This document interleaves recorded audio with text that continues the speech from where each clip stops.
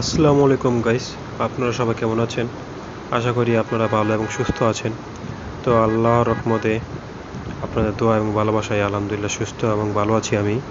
তো গাইস, একটা জিনিস খেয়াল করলাম, অনেকদিন ধরেই ভিডিও করছি, কষ্ট করছি, পরিশ্রম করে যাচ্ছি, কিন্তু আশানুরূপ ভিউ বা ফলোয়ার্স আসতে না।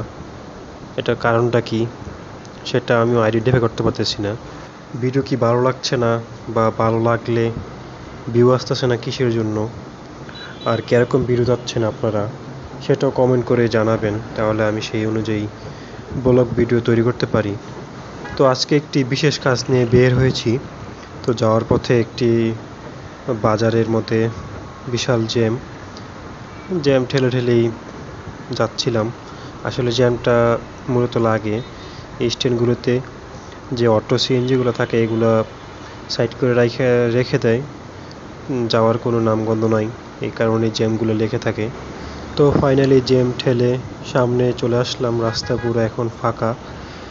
রাস্তা পুরোটা ফাঁকা হলেও এরকমভাবে গাড়ি টানা যাবে না। অবশ্যই নিরাপদে গাড়ি টানতে হবে, যেন কোনো দুর্ঘটনা না ঘটে, কারণ সবার আগে জীবন, তারপর সব কিছু। তো যে রাস্তাটা দেখতে পাচ্ছেন, রাস্তাটা খুবই সুন্দর। এই রাস্তাটি হচ্ছে হোমনা উপজেলার রাস্তা। এটি হোমনা থেকে গরিপুর হয়ে বিশ্ব রোড, যে ঢাকা চট্টগ্রাম রোডটি আছে, তার সাথে সংযুক্ত হয়েছে। হোমনা উপজেলাকে হাইওয়ের সাথে সংযুক্ত করছে এই রাস্তাটা কিন্তু খুবই সুন্দর, এবং হোমনা উপজেলার একমাত্র চলাচলের পথ বলতে পারেন।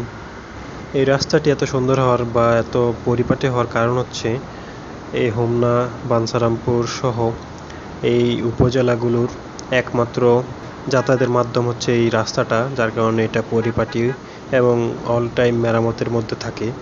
দেখতে খুব সুন্দর এবং গাড়ি চালিয়ে খুবই মজা পাওয়া যায়।